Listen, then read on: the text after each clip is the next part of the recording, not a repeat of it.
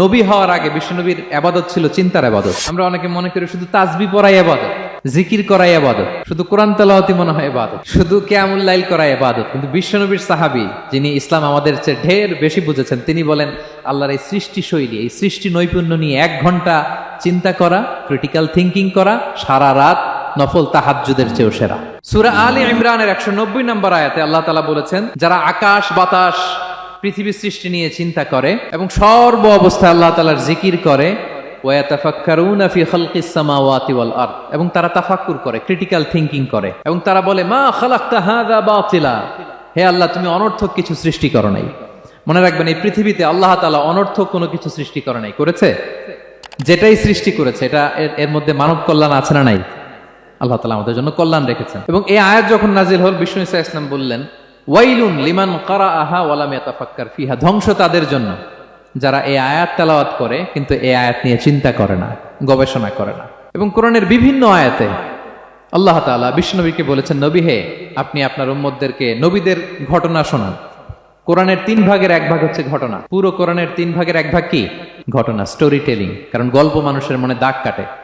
আল্লাহ তাআলা বলেছেন, ফাকুসুসিল কসাসা লাআল্লাহুম ইয়াতাফাক্কারুন, নবী হে, আপনি তাদেরকে কিচ্ছা শোনান, ঘটনা শোনান, নবীদের কাহিনী শোনান, লাআল্লাহুম ইয়াতাফাক্কারুন, যাতে করে তারা ক্রিটিক্যাল থিঙ্কিং করে। তারা লূত আলাইহিস সালামের কওমের ঘটনা যখন শুনে যে আল্লাহ তাআলা আপসাইড ডাউন করে দিয়েছিলেন, তারা যখন কওমে আদের ঘটনা শুনে, কওমে সামুদের ঘটনা শুনে, তারা যেন চিন্তাশীল হয়। এবং বিশ্বনবীর সাহাবী আবু দারদা রাদিয়াল্লাহু তাআলা আনহু, উনি বলতেন, তাফাক্কুরু সাআতিন খায়রুন মিন কিয়ামি লাইলা, 1 ঘন্টা কেউ যদি আল্লাহর সৃষ্টি নিয়ে চিন্তা করে, সেটা সারা রাত তাহাজ্জুদের সালাত অফার করার চেয়ে উত্তম।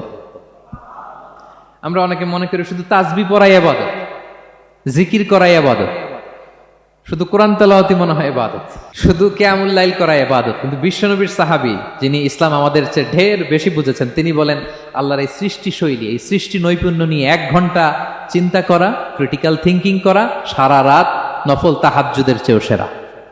এবার বলেন, আমাদের চিন্তা করার দরকার আছে না নাই? ব্রেনটা খাটাবেন তো? এই যে যারা কনভার্টেড মুসলিম হয়, এরা কিন্তু অনেক চিন্তা ফিকির করে, নিজের সাথে নিজে বোঝাপড়া করে, ক্রিটিক্যাল থিঙ্কিং করে, তাদের অ্যানালজি কাজে লাগিয়ে, আল্লাহর দেয়া ব্রেনকে কাজে লাগিয়ে এরপরে শাহাদা পাঠ করে, এমনি এমনি না।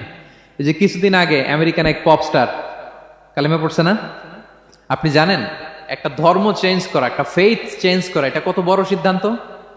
হ্যাঁ, বাপদাদার ধর্ম, বয়স 30-40, এতদিন যে ধর্ম মানলাম, এটাকে চেঞ্জ করে নতুন ধর্মে কনভার্ট হয়, এটা কত বড় সিদ্ধান্ত? Could you imagine that? It's not a joke. নিজের সাথে নিজের অনেক বোঝাপড়া করতে হয়, তারা এই ক্রিটিক্যাল থিঙ্কিং করে। এবং বিষ্ণু ঈসা ইসলাম, উনি নবী হওয়ার আগেও এই চিন্তার ইবাদত করতেন।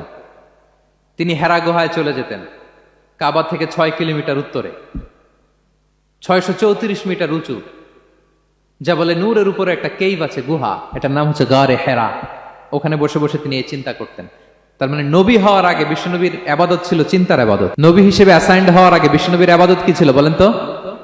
নামাজ পড়া, কোরআন তেলাওয়াত করা।